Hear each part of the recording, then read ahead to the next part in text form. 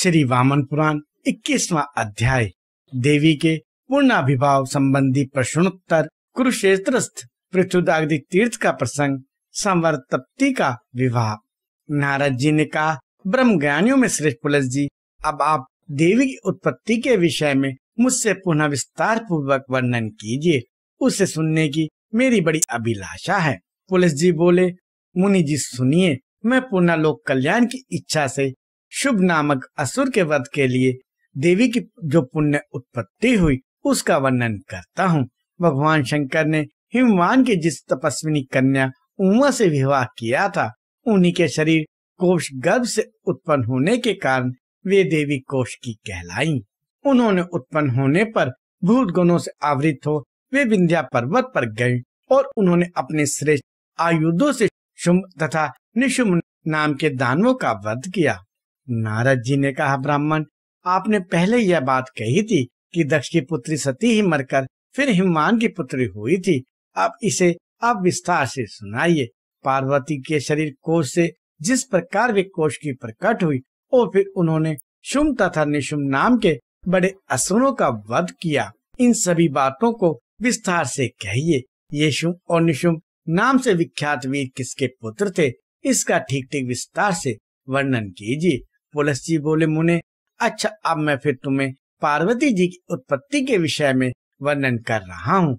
आप ध्यान देकर संबंध स्कंद के जन्म की शाश्वत नित्य सदा विराजने वाली कथा सुने। सती के देह त्याग कर देने पर रुद्र भगवान निराशा विदुर हो गए एवं ब्रह्मचर्य व्रत का पालन करते हुए तपस्या करने लगे। वे शंकर जी पहले देवताओं के दर्प को चूर्ण करने वाले देवताओं के सेनानी थे, परंतु अब उन्होंने रुद्र रूप का त्याग कर शेष स्वरूप धारण कर लिया और तप में लगकर सेनापति स्थायी पद का भी परित्याग कर दिया।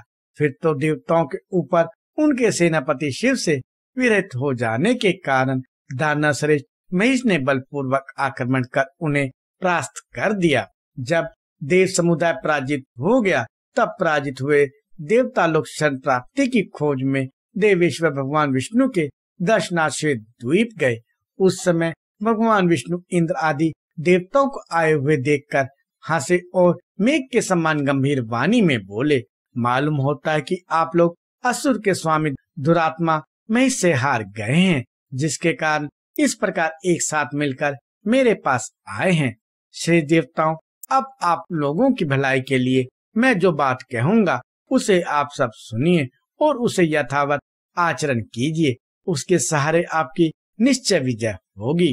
देवगण, जो ये अग्निश्वात नाम से प्रसिद्ध दिव्य पितर है, उनकी मेना नाम की एक मानसिक कन्या है। देववृंद, आप लोग अत्यंत श्रद्धा से अमावस्या को सती मेनका की यथाविधि आराधना करें और उनसे हिमालय की पत्नी बनने के लिए प्रार्थना करें।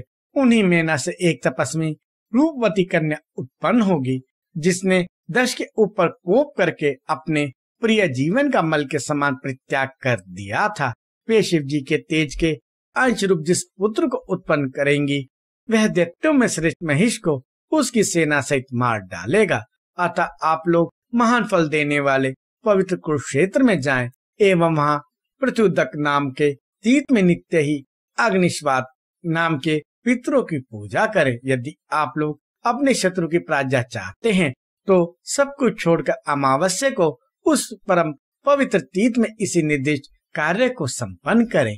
पुलस जी बोले, भगवान विष्णु के ऐसा कहने पर इंद्र आदि देवताओं ने हाथ जोड़कर उन परमात्मा से पूछा। देवताओं ने पूछा, भगवान, यह कुरुक्षेत्र तीर्थ कौन है जहाँ पृथ्वीदक तीर्थ है?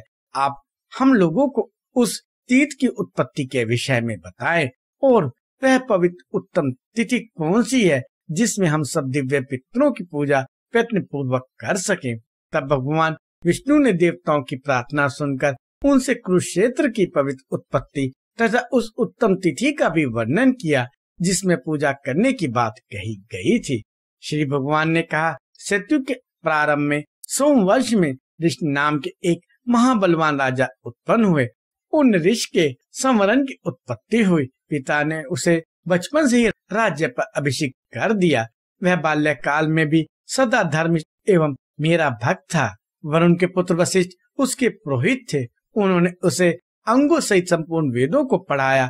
एक दिन की बात है कि अंध्या छुट्टी रहने पर वह राजपूत संवरण तपोनिधि वशिष्ठ को सभी कार्य सौंपकर वन में चला गया।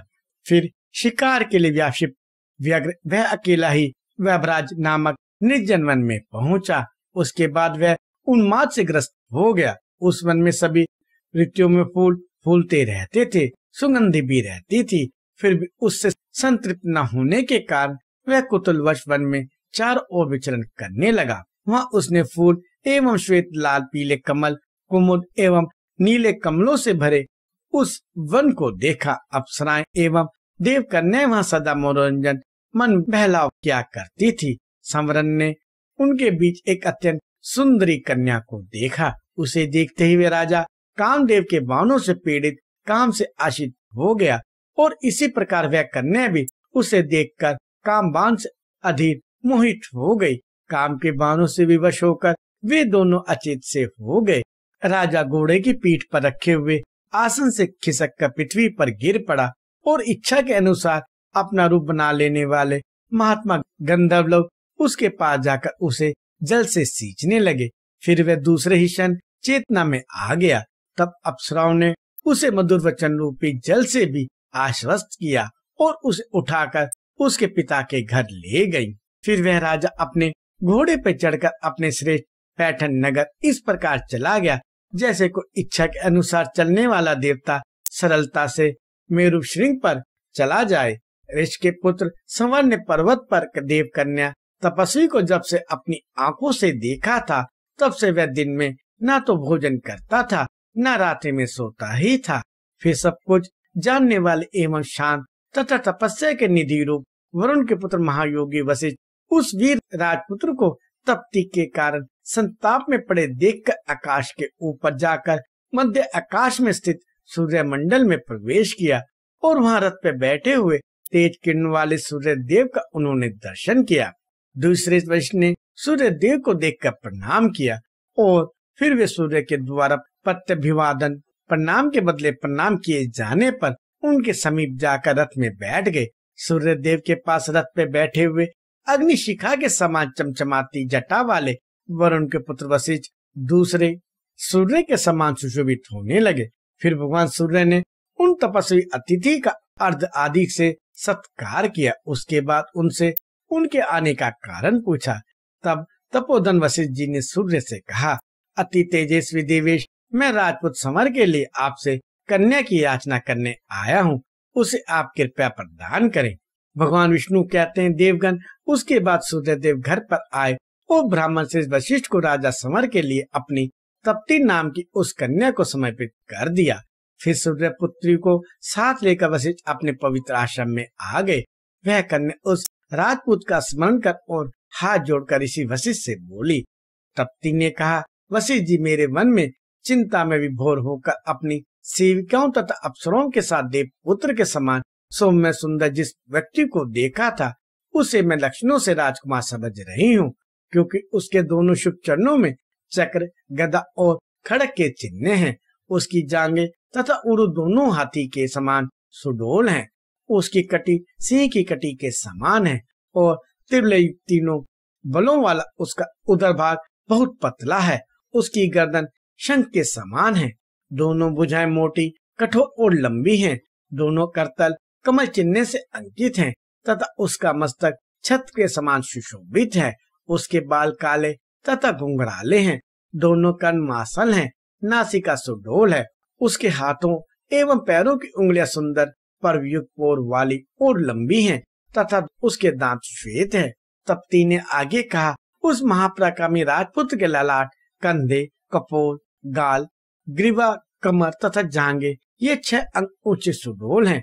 नाभि, मध्य तथा हंसुली ये 3 अंग गंभीर हैं और उसकी दोनों भुजाएं तथा अंडकोश ये 3 अंग लंबे हैं। दोनों नेत्र, अधर, दोनों हाथ, दोनों पैर तथा नख ये 5 लाल वर्ण वाले हैं।